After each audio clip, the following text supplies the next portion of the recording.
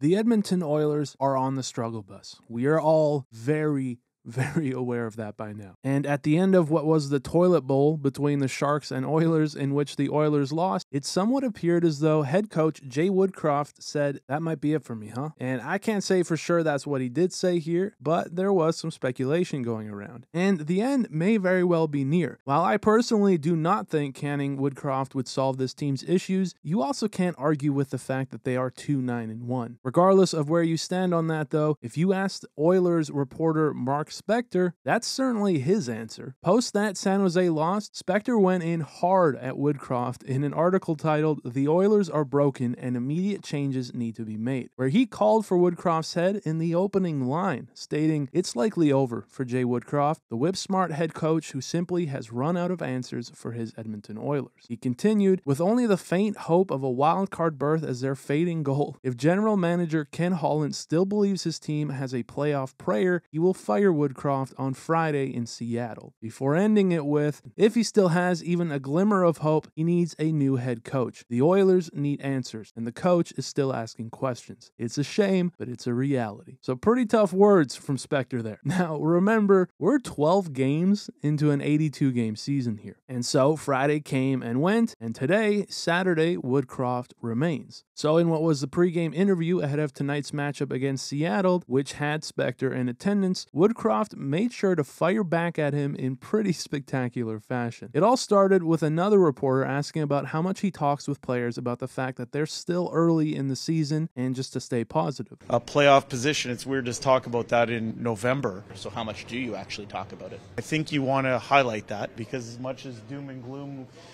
comes from outside sources, you have to have a big picture or perspective. So clearly, pointing towards Spector, he refers to him as doom and gloom, and also made sure to let him know that he's been here before. 5 playoff rounds, over 100 wins in the last 2 years, been in this position before.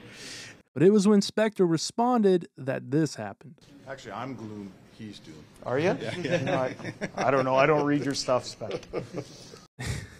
That's a pretty witty response from Jay there. And Spector is, he's got a reputation. So I think if this is the end for Jay Woodcroft, it probably had to feel pretty good to clap back at Spector here a bit. He also seemed to throw a bit of a jab on the very next question as well. How does a coach sort of do the temperature of the room just to see how guys are doing and how they're feeling?